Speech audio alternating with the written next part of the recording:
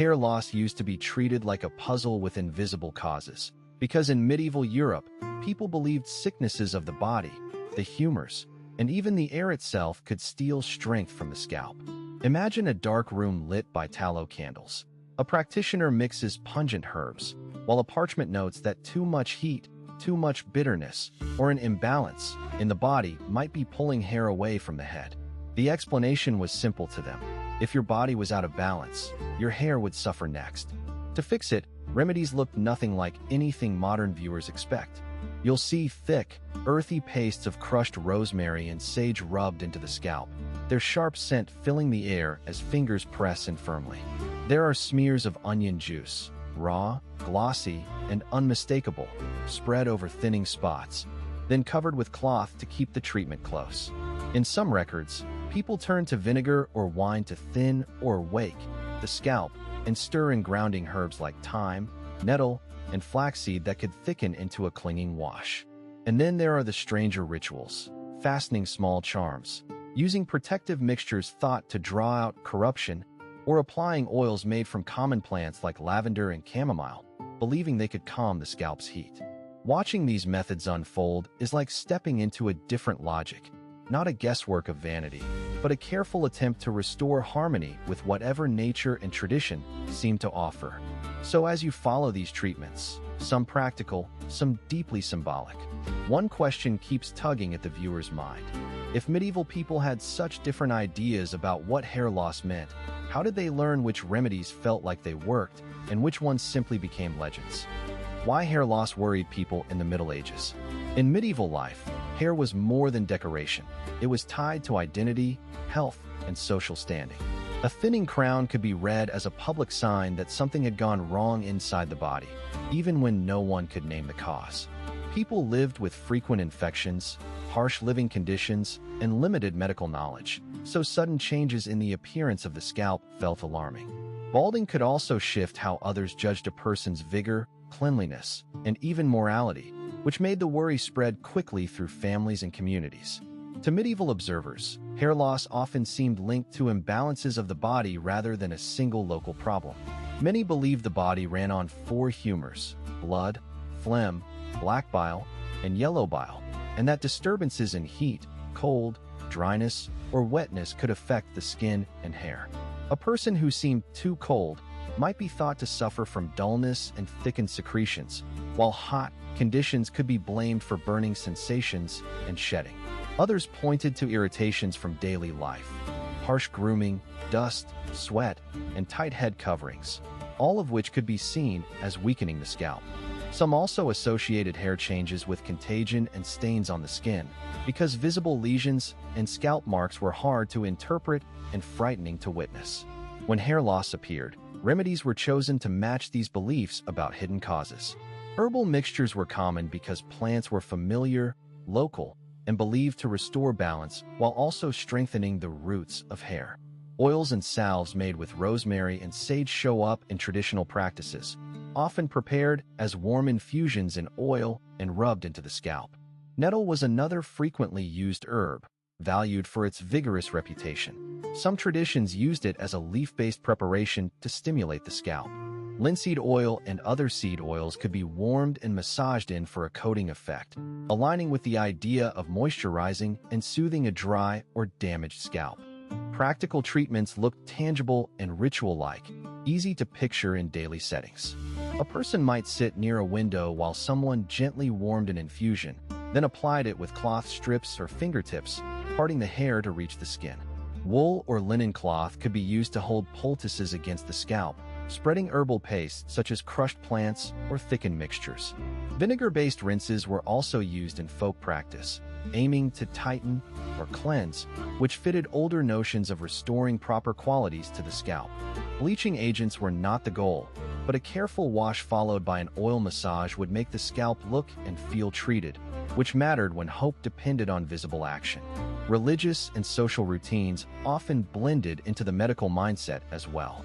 Bathing and cleanliness were considered important because cleanliness was thought to help maintain balance and prevent corruption of the body. Some remedies involved steaming or washing with aromatic herbs, reflecting the belief that heat and fragrant vapors could drive out harmful influences. Others turned to mixtures prepared by healers who relied on observation, whether the scalp felt hot, itchy, dry, or oily, then selected a corresponding category of remedy.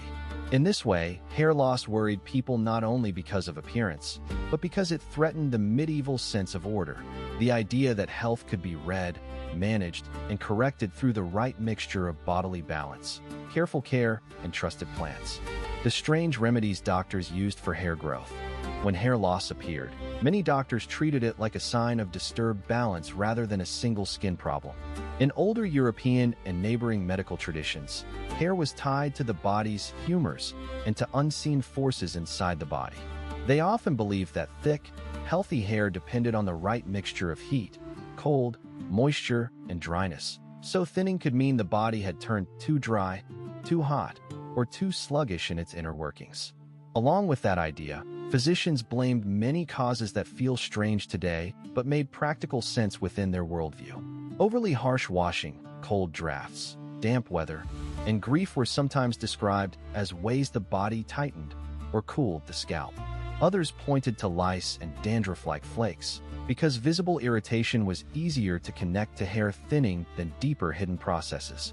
Bloodletting and purging were used in some places to restore the humoral balance, and the logic was simple. If the body contained the wrong mixture, then removing it could help hair return. Remedies were often both bodily and direct, with treatments aimed at the scalp like a surface that could be warmed, soothed, or drawn back to strength. A common scene in folk medicine and early learned practice involves small apothecary pots, dark oils, and pungent pastes made for the scalp. People might rub in warm animal fats or oils, like bear fat or rendered fats, hoping heat and richness would wake the roots. Stinging blends also appear in many traditions.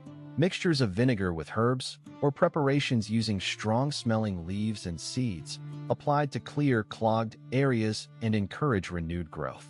Herbal knowledge played a big role, and it often looked visual and concrete in the hands.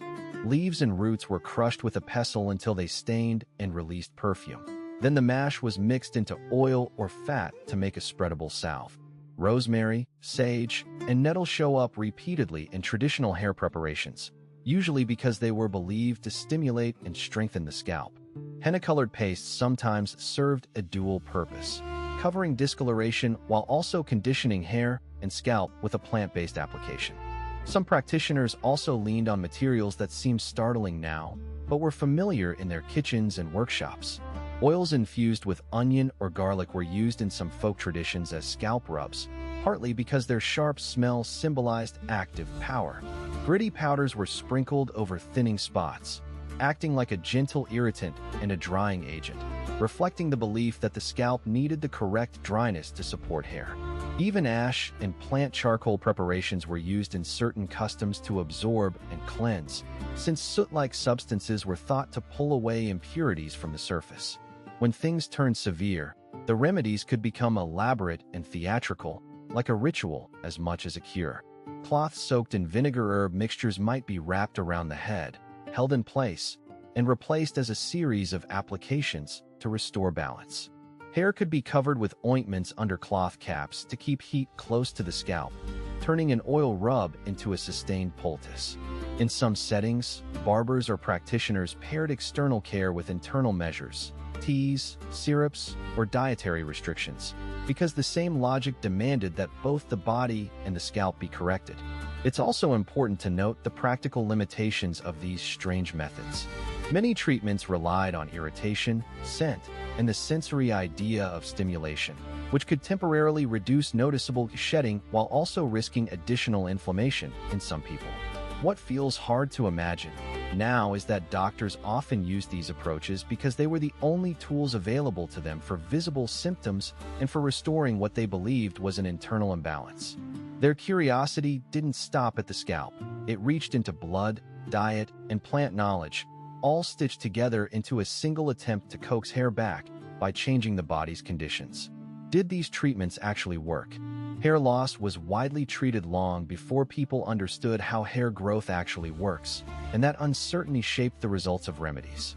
In medieval Europe and neighboring regions, thinning hair was often blamed on hot or cold imbalances in the body, on dampness, and on corrupt influences carried by the weather or the household environment. Some believed the scalp could be invaded by invisible vapors, while others tied hair problems to digestion and humors that affected the whole body. With causes like these, treatments tended to aim at warming, drying, purging, or protecting the head rather than targeting a single local problem. When people asked whether these treatments actually worked, the answer depended on what kind of hair loss someone had. If hair shedding was temporary and linked to stress, illness, or seasonal changes, a ritual that improved scalp hygiene, or simply reduced irritation from harsh grooming, could lead to regrowth and feel like proof.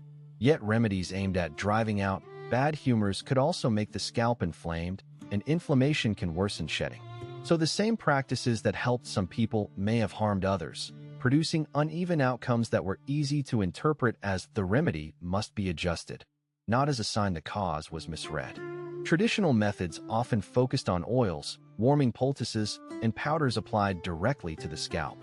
A common visual was a heated tallow or animal fat rubbed in gently, sometimes with herbs added for fragrance and supposed therapeutic strength, creating a slick shine that viewers can almost see drying on hair. Herbal blends show up repeatedly in early medicine. Rosemary and sage were used in household tonics, while other botanicals were chosen for their perceived ability to stimulate the head and fortify the hair. Vinegar or wine-based rinses also circulated as protective washes, thought to tighten and cleanse. For itch or visible flakes, people might use thicker preparations, oily ointments or mash-like pastes, then cover the head with cloth to keep the mixture in place and hold the remedy close. More intense approaches existed too, especially when hair loss was treated as a sign of deeper imbalance. Hair and scalp were sometimes treated alongside bodily evacuations, with purging and regulated diet encouraged in the same mindset that linked illness to humors. When someone believed the hair was being stolen by a corrupt condition, they might combine head rubs with internal restoring regimens, meaning progress could look dramatic when the overall system improved or disappointing when it didn't. It's also why some people swore by the cure while others saw no change. Outcomes depended not only on the remedy, but on whether the underlying driver, whatever medieval people thought it was, shifted in the same direction. Scalp protection was another recurring theme, and it mattered for whether treatments appeared effective. Gentle washing with mild infusions could reduce debris and the irritation that comes from sweat, smoke exposure, or infrequent cleaning, and that could make hair feel thicker even if it wasn't fundamentally changing growth rates. Conversely, harsh substances, strongly scented oils, irritating washes, or very hot applications could damage the scalp surface and increase shedding, making failure feel like fate rather than an evidence trail. In that context, it becomes clear why medieval practices rarely produced consistent results. They worked like living folk chemistry, and folk chemistry varies by skin sensitivity, preparation strength, and the person's overall health. The most credible way to judge did these treatments actually work is to look at what they could realistically change. If the remedy reduced inflammation, improved hygiene, or protected the scalp from physical irritation, it had a plausible path to better regrowth, at least temporarily. If the remedy caused burning, dryness, or contact irritation, it could worsen hair loss and leave behind stubborn scalp problems.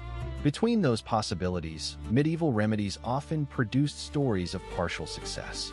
Hair returning in some cases, thickening in others, while the same methods left different people worse off, reinforcing the belief that success depended on correct reasoning about the body. In the end, people of the medieval world didn't see hair loss as a random misfortune. They understood it through the beliefs of their age. Bodies were ruled by balance, and the head was treated like a living map of that balance. When hair thinned or fell, healers often blamed shifts in the humors, worries of the spirit, heat or cold in the body, foul vapors rising from the ground, or even a curse carried in the air. Sometimes they pointed to diet, especially too much heaviness or too little nourishment, because medicine then was inseparable from daily life. What you ate, how you slept, how you worked, and even how long you were exposed to smoke and damp streets.